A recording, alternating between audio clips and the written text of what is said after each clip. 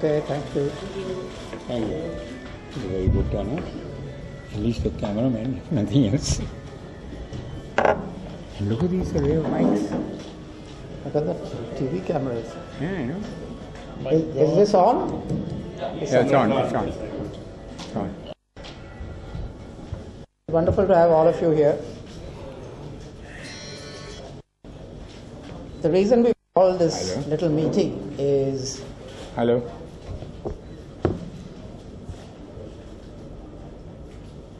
first question is, who are we? Individually, you probably know all of us. Kunal Kapoor, Shyam, Benegal, Anil Tharkar, Alyque, Padamsee, Jason Dakuna. Dalip, Tahil is just going to join us in a few minutes. Who do we represent? We do not represent NCPA. Though we are here to talk about NCPA. Yeah. Closer. Yeah. Speak louder. There's a question of choosing the TV mics as opposed to this. Okay. So as I was saying, who do we represent? We do not represent NCPA. We represent, and I hope I don't sound pompous, but we represent culture. We are people who are involved in different ways with culture in the city, some of us nationally. And when this whole controversy started about the Bhabha bungalow, I felt that we should take an initiative to counter the kind of misstatements and misinformation which was being given out. To give you an example, I was interviewed by a TV channel which started with an introduction. I'm here to talk to Anil Tharkar about the Homi Bhabha bungalow. I said, hang on. The Homi Bhabha bungalow is the Jamshed Bhabha bungalow. So then he began his introduction again and he said, I'm here to talk to Anil Tharkar about the Bhabha bungalow. He would not bring in the name of Jamshed Bhabha. And this I find not quite right, to put it mildly. Because if you look at the facts of the case, Homi Bhabha, the great scientist, older brother of Jamshed Bhabha, was born in a building called Kenilworth, which is on Pedder Road. If you go to Pedder Road, even today, you will see a big plaque there. It says, Homi Bhabha was born here. Homi Bhabha and Jamshed Bhabha's parents at one point then constructed a bungalow called Meherangir at Little Gibbs Road in Alabar, where they moved with their children, Homi and Jamshed. Homi Bhabha traveled a lot. He went abroad to study. Then when he came back, he went to Bangalore and he lived in Bangalore. He started the Indian Institute of Science. Then he came back and he spent a lot of time in Delhi because under Pandit Nehru, he started the Department of Atomic Energy. He kept coming back to the bungalow. But the time he spent there was not very long because he was in and out. The person who stayed there all the time was Jamshed Bhabha. Not just that, but Homi Bhabha died, as all of you know, in an air crash in 1966.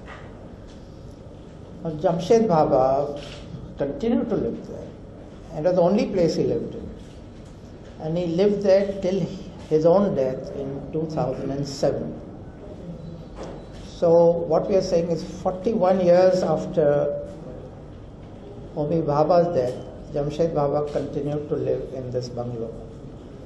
So I think you will all agree that given these facts, this is clearly Jamshed Bhabha's bungalow. When you look at the legal case, there is no dispute at all as to in whose name the bungalow was. There's a very clear will, and so far there has been no dispute about that. Quite obviously, because it is an indisputable fact that the bungalow was in the name of Jamshed Bhabha and his wife, and both left wills. Even the wife left a will saying that if she lived longer, if Jamshed Bhabha predeceased her, she also willed the whole thing to NCPA. So there's absolutely no dispute. So as far as the legal case is concerned, it is very, very clear that the bungalow, everything that belonged to it, was Jamshed Bhabha's. So, And now yesterday I saw an article in the Express Eye which talked about nostalgically about going to the bungalow and looking at the paintings and listening to music, etc., etc., and saying this was all Homi Bhabha. Now Jamshed Bhabha, he had paintings. He was the man who was a connoisseur of music. And why are we forgetting that? So my point is twofold. Number one is the legal side, where there is no dispute. The bungalow belonged to Jamshed Bhabha. He has willed it to the NCPA, after which it has been sold in an auction. The proceeds should come to NCPA. On the other side is the emotional and sentimental argument, which is being used by BARC scientists and others to say that it should be made into a museum for Homi Bhabha. And what I would say, and I'm sure these gentlemen here will concur, is that if at all it had to be made into a museum, it should have been made into a museum for Jamshed Bhabha. But he didn't want that. He didn't want a museum. He wanted a living institution. And that living institution is the National Center for Performing Arts. Now, there's Dalip. Hi, Dalip.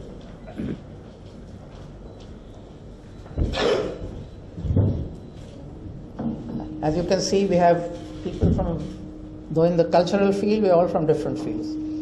The actor has joined in now. So, this is the whole case, that Jamshed Bhabha wanted that bungalow to be auctioned, the proceeds to go to NCPA, not just to run its activities, but to form a corpus which would enable it to expand its activities and do a whole lot of things. I will go into a bit later what they have planned. I've been asking them what their plans are.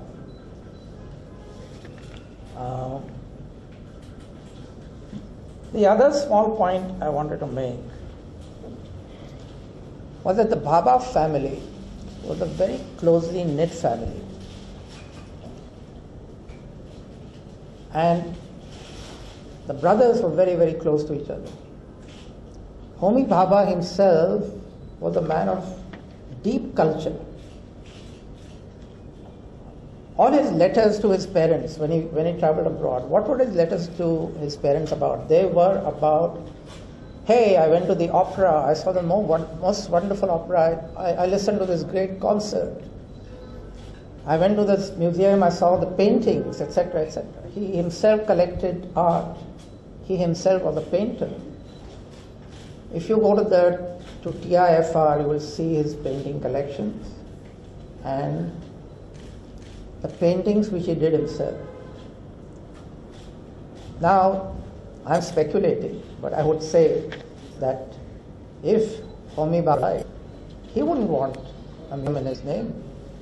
he would want a living, thriving institution like the NCPA, which promotes and encourages culture in the most profound way. Now I'll hand the mic over to my colleagues here. Who would like to be next? Yasin? Take the mic. Yeah. Give me the mic.